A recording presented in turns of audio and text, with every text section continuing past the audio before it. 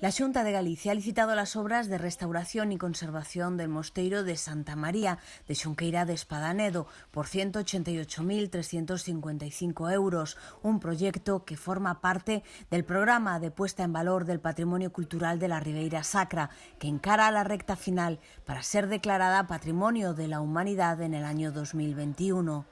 Las obras, cofinanciadas con fondos FEDER, permitirán mejorar las condiciones de conservación de elementos singulares de este ben de interés cultural.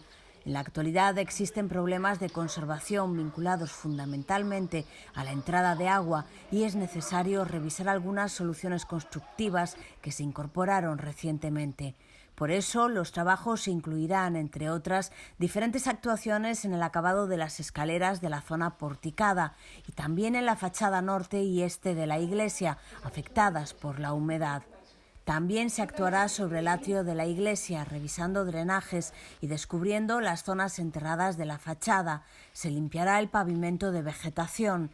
En la zona cristalada del claustro van a sustituirse los vidrios rotos y a readaptarse las puertas de vidrio existentes, adoptando una solución que permita la ventilación por la zona superior. También se revisará la cubierta de la iglesia, la fachada de la biblioteca y se recuperará la viga policromada del coro.